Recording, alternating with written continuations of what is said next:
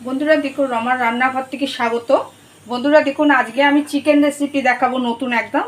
আপনারা আমার সঙ্গে থাকুন। আমি এখানে দেখুন ম্যারিনেট করছি। এখানে আমার 700 চিকেন আছে। এখানে আমি দিয়ে দিচ্ছি 2 চামচ গোলমরিচ, 2 চামচ গোলমরিচ দিয়েছি। রসুন দেখুন চপ করা আছে 12 থেকে 13টা দিয়ে দিচ্ছি এর মধ্যে।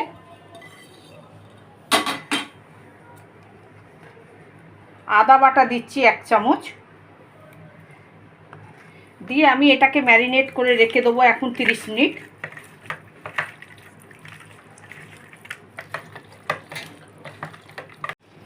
বন্ধুরা দেখুন আমি যে মুরগির মাংসটা আদা গোলমরিচ আর রসুন দিয়ে যে ম্যারিনেট করে গেছি 10 মিনিট 30 মিনিট হয়ে গেছে, আমি ম্যারিনেট করে রেখে দিয়ে গেছি। এবারে দেখুন এখানে সাদা তেল দিয়ে করো মাংসটা।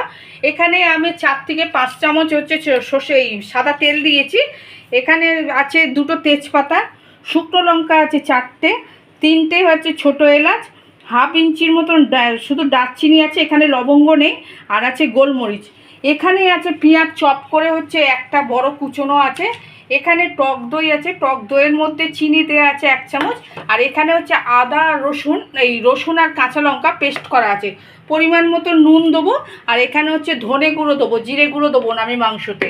আচ্ছা এখানে দেখুন এবারে কড়াইতে আমি এবারে দিয়ে দিচ্ছি ফোড়নগুলো সব।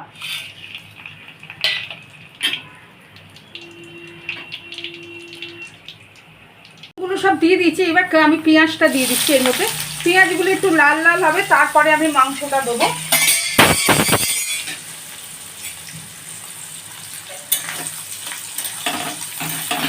পেঁয়াজটা দিয়ে লাল লাল মতন হয়ে গেছে। আমি এবার এই ম্যারিনেট করা যে মাংসটা 30 মিনিট যে ছিল চপ করা রসুন গোলমরিচ আর আদা দিয়ে আমি এটা ঢেলে দিচ্ছি। এই মাংসতে আর কিন্তু আমি আদা বাটা দেবো না, এই যে আদাটা দিয়ে ম্যারিনেট করেছি এটাই সাফিসিয়েন্ট।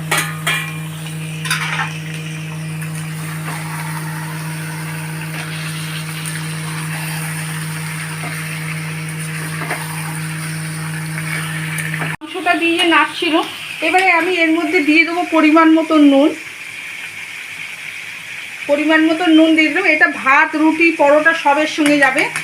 আচ্ছা এখানে কাঁচা লঙ্কা রসুন যে পেস্ট করা দেখিয়েছি, এখানে 8 থেকে 9টা কাঁচা লঙ্কা আছে আর 8 কোয়ার মতন রসুন আছে। এই পেস্টটা আমি এর মধ্যে ঢেলে দিচ্ছি। একটুখানি জল দেবো এই পেস্ট করা দেবো এটা। আচ্ছা জিরে গুঁড়ো আছে, জিরে গুঁড়োটা দিচ্ছি 2 চামচ জিরে গুঁড়ো। এই ধনে গুঁড়ো আছে, জিরে গুঁড়ো না। আচ্ছা আমি এবারে এটা কষবো।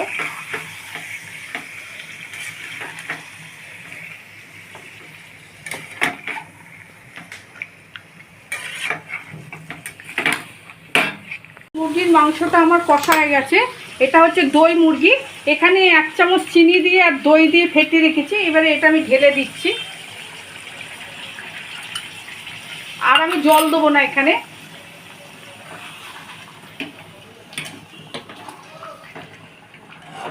দই চিকেনটা যদি রেসিপিটা যদি ভালো যদি লাগে বেশি বেশি করে শেয়ার করবেন, লাইক দিয়ে কমেন্ট করবেন, চ্যানেলটাকে সাবস্ক্রাইব করবেন। আপনারা আমার পাশে থাকার জন্য অসংখ্য ধন্যবাদ। পুরনো বন্ধুদেরকে বুক ভরা ভালোবাসা, নতুন বন্ধুদেরকে স্বাগত জানাই।